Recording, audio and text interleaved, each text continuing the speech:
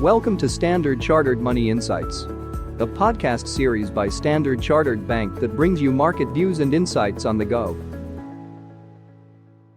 Hello everyone, my name's Manpreet and welcome to Through the Noise. Now, it's been about 2 weeks since the start of the Middle East conflict, and so far it's not clear in what precise terms or time horizon this conflict may come to an end.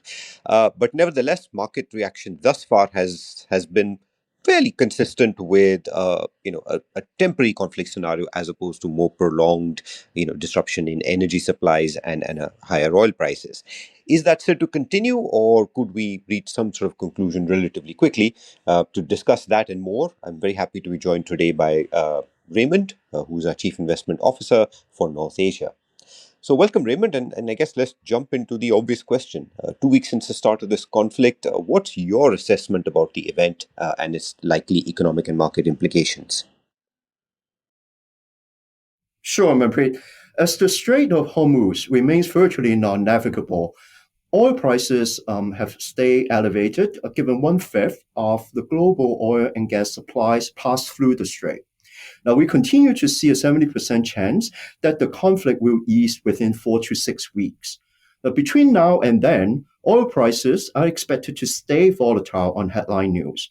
The International Energy Agency's decision to release a record 400 million barrels, representing one-third of the estimated official oil stockpile, is a positive stopgap measure to mitigate the impact on the economies.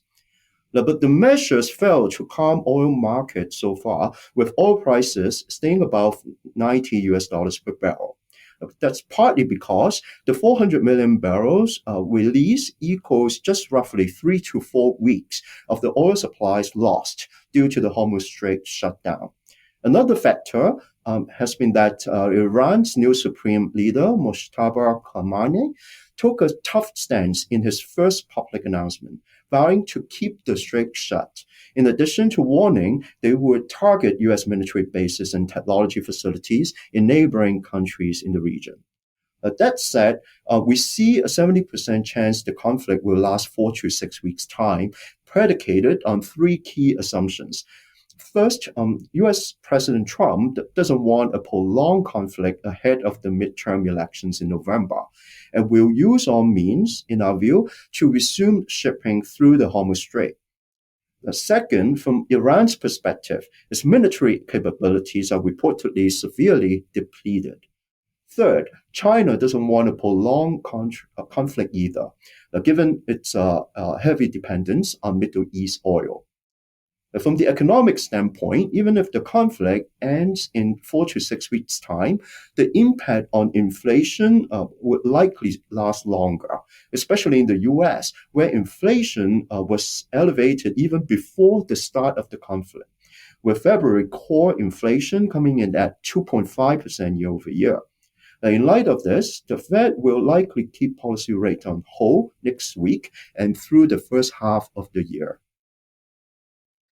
Thanks for that background and context. So I suppose against that, what do you see as the implications to investment strategy for someone looking at their portfolio? Starting with fixed income, bond yields face upside pressure in the near term from the rise in inflationary expectations due to elevated oil prices and growing budget deficit concerns on elevated military spending. As a result, the 10-year U.S. government bond yield has surged to about 4.25%. Now, on the other hand, February's U.S. non-farm payrolls disappointed, with job creation remaining significantly slower since the year 2025. Now, on balance, we anticipate the Fed to cut rates in the second half of the year as the labor market weakens further. Now, we suggest investors scale in if yields exceed 4.25%, assuming the conflict does not escalate materially and prolong oil supply disruptions beyond our base case. Now, we continue to recommend U.S. inflation-protected bonds.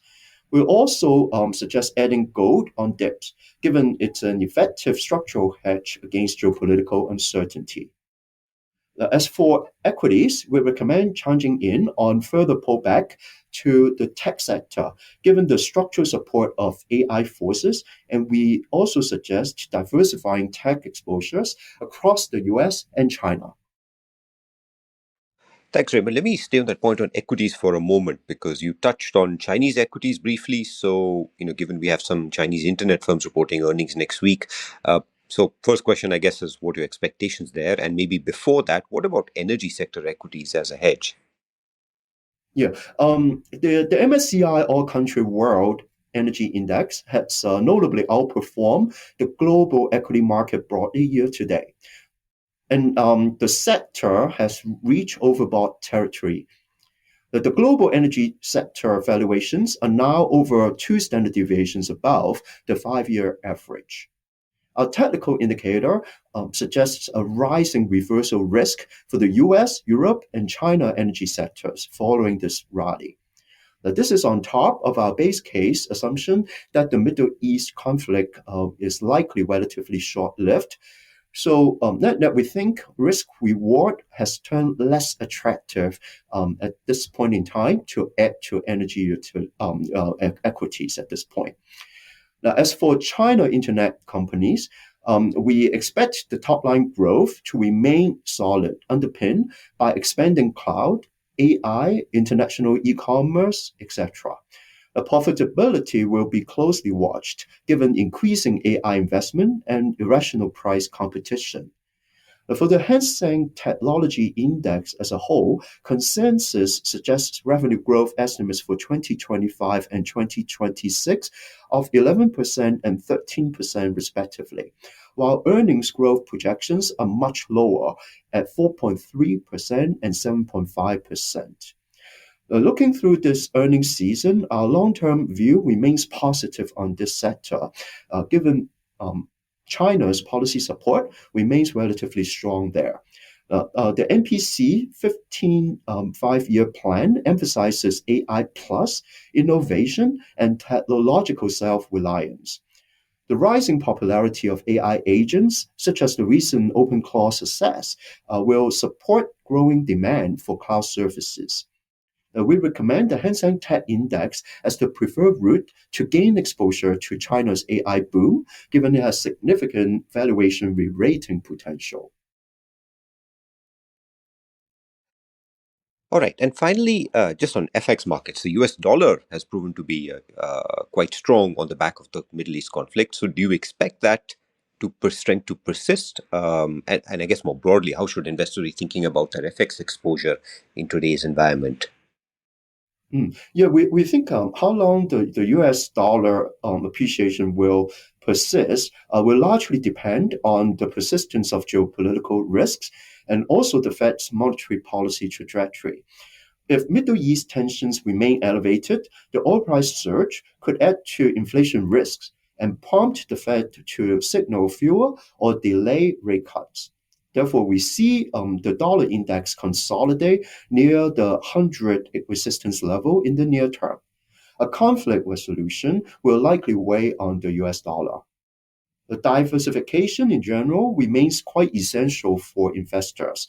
It's prudent to increase allocations to currencies with robust fundamentals and lower correlation with the US dollar index, such as the Aussie dollar, given the Reserve Bank of Australia's hawkish stance. The Aussie dollar continues to show positive momentum against the US dollar.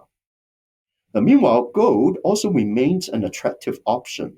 Although gold has experienced a slight retreat against the US dollar, further sustained downside requires an exceptionally hawkish Fed, which is not our base case. Therefore, adding gold exposure on dips serves as a natural hedge against heightened geopolitical and inflationary risks. All right.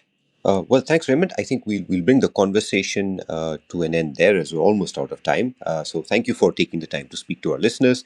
If I can just summarize, I think top takeaway from today's conversation. I think number one, obviously we need to watch the conflict and how those probabilities, whether this is a short or long disruption to oil prices evolves. But bonds, potentially one opportunity if the 10-year yield continues to rise above 4.25%. Second, in terms of hedges, we'd consider gold, especially alongside other hedges such as inflation-protected bonds. And third, in the middle of all this, not to ignore strong earnings in the technology sector, with China tech potentially a particularly good opportunity as the earnings come in. So we'll end the podcast there today. Thank you, listeners, once again for dialing in. We hope you found that interesting and insightful, and we look forward to speaking with you again next week. Thank you for listening to Standard Chartered Money Insights, a podcast series by Standard Chartered Bank. For more details, visit Market Views on the Go on our website or click the link in the description.